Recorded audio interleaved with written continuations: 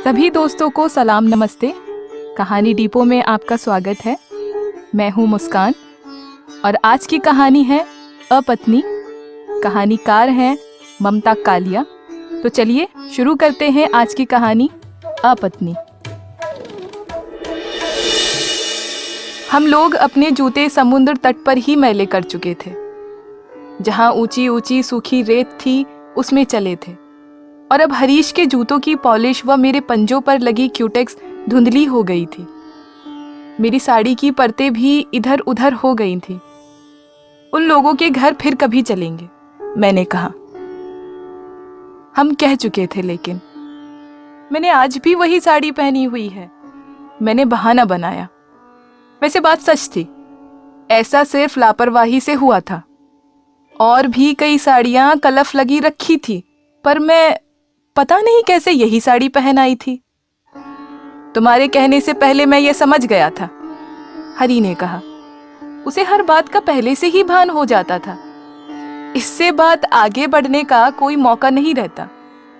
फिर हम लोग चुप चुप चलते रहते, इधर उधर के लोगों व समुद्र को देखते हुए। जब हम घर में होते बहुत बातें करते और बेफिक्री से लेटे लेटे ट्रांजिस्टर सुनते, पर पता नहीं क्यों बाहर आते ही हम नर्वस हो जाते। हरी बार बार अपनी जेब में झांक कर देख लेता कि पैसे अपनी जगह पर है कि नहीं, और मैं बार बार याद करती रहती कि मैंने अलमारी में ठीक से ताला लगाया कि नहीं। हवा हमसे विपरीत बह रही थी। हरीश ने कहा, तुम्हारी चप्पलें कितनी गंदी लग रही हैं, तुम इन्हें धोती क्यों नहीं? कोई बात नहीं, मैं इन्हें साड़ी से छुपा लूंगी, मैंने कहा। हम उन लोगों के घर के सामने आ गए थे। हमने सिर उठाकर देखा, उनके घर में रोशनी थी। उन्हें हमारा आना याद है। उन्हें दरवाजा खोलने में 5 मिनट लगे। हमेशा की तरह दरवाजा प्रबोध ने खोला। लीला लेटी हुई थी। उसने उठने की कोई कोशिश ना करते हुए कहा, मुझे हवा तीखी लग रही थी। उसने मुझे भी साथ लेटने के लिए आमंत्रित किया। मैंने कहा, मेरा मन नहीं है। उसने बिस्तर से मेरी ओर फिल्म फेयर फेंका। मैंने लोक लिया। हरी आंखें घुमा घुमा कर अपने पुराने कमरे को देख रहा था। वो यहाँ बहुत दिनों बाद आया था। मैंने आने ही नहीं दिया था। जब भी उसने यहाँ आना चाहा था, मैंने बियर मंगवा दी थी, और बियर की शर्त पर मैं उसे किसी भी बात से रोक सकती थी। मुझे लगता था कि हरी इन लोगों से ज्यादा मिला तो बिगड़ जाएगा। शादी से पहले वो यहीं रहता था। प्रबोध ने शादी के बाद हमसे कहा था कि हम सब एक साथ रह सकते हैं। एक पलंग पर वे और एक पर हम सो जाया करेंगे। पर मैं घबरा गई। एक ही कमरे में ऐसे रहना मुझे मंजूर नहीं था, चाहे उससे हमारे खर्चे में काफी फर्क पड़ता। मैं तो दूसरों की उपस्थिति में पांव भी ऊपर समेट कर नहीं बैठ सकती। मैंने हरी से कहा था, मैं जल्दी नौकरी ढूंढ लूंगी, वो अलग मकान की तलाश करे। प्रबोध ने बताया कि उसने बाथरूम में गीजर लगवाया है। हरीश ने मेरी तरफ उत्साह से देखा। चलो देखें। हम लोग प्रबोध के पीछे पीछे बाथरूम में चले गए। उसने खोल कर बताया। फिर उसने वो पैग दिखाया जहां तौलिया सिर्फ खोज देने से ही लटक जाता था। हरी बच्चों की तरह खुश हो गया। जब हम लौट कर आए, लीला उठ चुकी थी और ब्लाउज के बटन लगा रही थी। जल्दी जल्दी में हुक अंदर नहीं जा रहे थे। मैंने अपने पीछे आते हरी और प्रबोध को रोक दिया। बटन लगाकर लीला ने कहा, आने दो, साड़ी तो मैं उनके सामने भी पहन सकती हूँ। वे अंदर आ गए। प्रबोध बता रहा था, उसने 2 नए सूट सिलवाए हैं और मखमल का क्विल्ट खरीदा है, जो लीला ने अभी निकालने नहीं दिया है। लीला को शीशे के सामने इतने इत्मीनान से साड़ी बांधते देख मुझे बहुत बुरा लग रहा था। और हरी था कि प्रबोध की नई माचिस की डिबिया भी देखना चाहता था। वो देखता और खुश हो जाता जैसे प्रबोध ने ये सब उसे भेंट में दिया हो। लीला हमारे सामने कुर्सी पर बैठ गई। वो हमेशा पैर चौड़े करके बैठती थी। हालांकि उसका एक भी बच्चा नहीं हुआ था। उसके चेहरे की बेफिक्री मुझे नापसंद थी। उसे बेफिक्र होने का कोई हक नहीं था। अभी तो पहली पत्नी से प्रबोध को तलाक भी नहीं मिला था, और फिर प्रबोध को दूसरी शादी की कोई जल्दी भी नहीं थी। मेरी समझ में लड़की को चिंतित होने के लिए यह पर्याप्त कारण था। उसे घर में कोई दिलचस्पी नहीं थी। उसने कभी अपने यहाँ आने वालों से ये नहीं पूछा कि वे लोग क्या पीना चाहेंगे। वो तो बस सोफे पर पांव चौड़े करके बैठ जाती थी। हर बार प्रबोध ही रसोई में जाकर नौकर को हिदायत देता था। इसलिए बहुत बार जब हम चाय की आशा करते होते थे, हमारे सामने अचानक लेमन स्क्वैश आ जाता था। नौकर स्क्वैश अच्छा बनाने की गरज से कम पानी ज्यादा सिरप डाल जाता था। मैं इसलिए स्क्वैश खत्म करते ही मुंह में एक जिंतान की गोली डाल लेती थी। प्रबोध ने मुझसे पूछा, कहीं अप्लाई कर रखा है? मैंने कहा, नहीं। ऐसे तुम्हें कभी नौकरी नहीं मिलनी। तुम भवन वालों का डिप्लोमा ले लो और लीला की तरह काम शुरू करो। मैं चुप रही। आगे पढ़ने का मेरा कोई इरादा नहीं था, बल्कि मैंने तो बीए भी रो रो कर किया है। नौकरी करना मुझे पसंद नहीं था। वो तो मैं हरी को खुश करने के लिए कह देती थी कि उसके दफ्तर जाते ही मैं रोज आवश्यकता है कॉलम ध्यान से पढ़ती हूँ, और नौकरी करना मुझे थ्रिलिंग लगेगा। फिर जो काम लीला करती थी उसके बारे में मुझे शुबा था। उसने कभी अपने मुंह से नहीं बताया था कि वो क्या करती थी। हरी के अनुसार ज्यादा बोलना उसकी आदत नहीं थी, पर मैंने आज तक किसी वर्किंग गर्ल को इतना चुप नहीं देखा था। प्रबोध ने मुझे कुरेद दिया था। मैंने भी कुरेदने की गरज से कहा, सूट क्या शादी के लिए सिलवाए हैं? प्रबोध बिना झेपे बोला, शादी में जरीदार अचकन पहनूंगा और सन एंड सैंड में दावत दूंगा, जिसमें सभी फिल्मी हस्तियां और शहर के व्यवसायी आएंगे। लीला उस दिन इंपोर्टेड विग लगाएगी और रूबीज पहनेगी। लीला विग लगाकर चौड़ी टांगे करके बैठेगी? ये सोचकर मुझे बहुत हंसी आ गई। मैंने कहा, शादी तुम लोग रिटायरमेंट के बाद करोगे क्या? लीला अब तक सुस्त हो चुकी थी। मुझे खुशी हुई।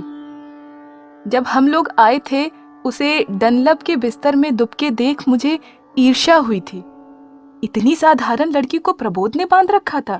यह देखकर आश्चर्य होता था। उसकी साधारणता की बातें मैं अक्सर हरी से करती थी। हरी कहता था कि लीला प्रबोध से भी अच्छा आदमी डिजर्व करती थी। फिर हमारी लड़ाई हो जाया करती थी। मुझे प्रबोध से कुछ लेना देना नहीं था। शायद अपने नितांत अकेले और ऊबे क्षणों में भी मैं प्रबोध को ढील ना देती, पर फिर भी मुझे चिढ़ हो जाती कि उसकी पसंद इतनी सामान्य है। प्रबोध ने मेरी ओर ध्यान से देखा। तुम लोग सावधान रहते हो ना अब? मुझे सवाल अखरा। एक बार प्रबोध के डॉक्टर से मदद लेने से ही उसे ये हक महसूस हो, मैं ये नहीं चाहती थी। और हरीश था कि उसकी बात का विरोध ही नहीं करता था। प्रबोध ने कहा, आजकल उस डॉक्टर ने रेट बढ़ा दिया है। पिछले हफ्ते हमें 1,500 देना पड़ा। लीला ने सकुचाकर 1 मिनट के लिए घुटने आपस में जोड़ लिए। कैसी अजीब बात है। महीनों सावधान रहो और एक दिन के आलस से 1,500 रुपए निकल जाएं, प्रबोध बोला। हरी मुस्कुरा दिया।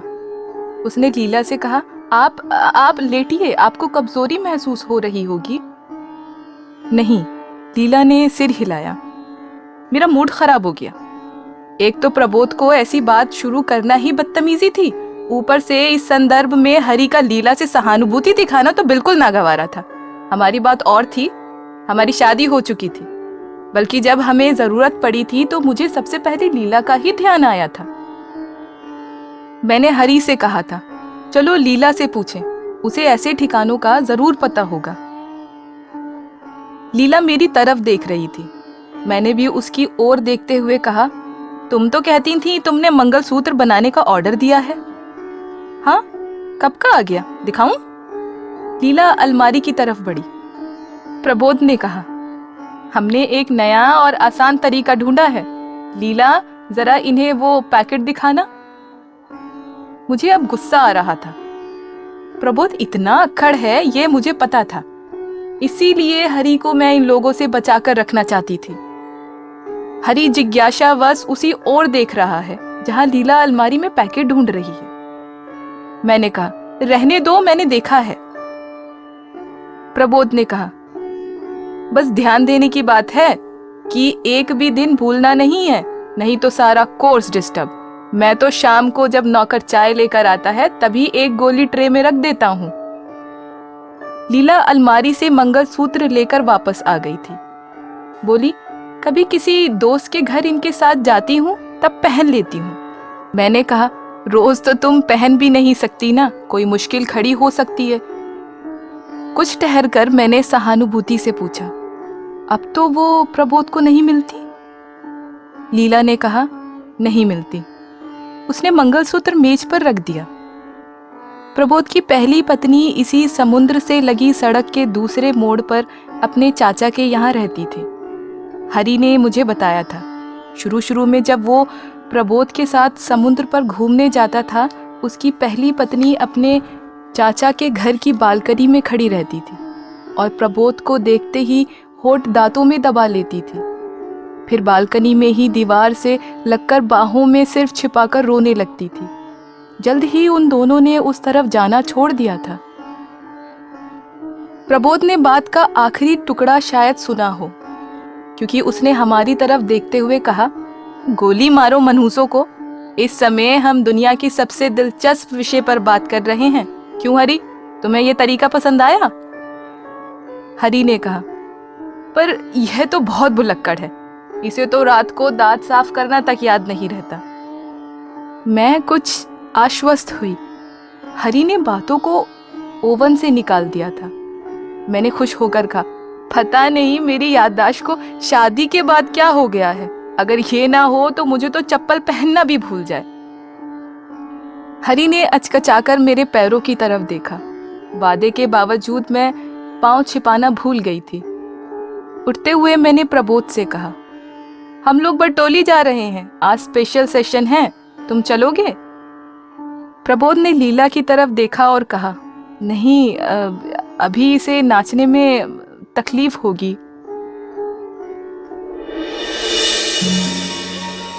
ये थी कहानी अपत्नी। कहानी आपको कैसी लगी हमें ज़रूर बताइए, क्योंकि आपकी प्रतिक्रिया हमारे लिए बेहद महत्वपूर्ण है।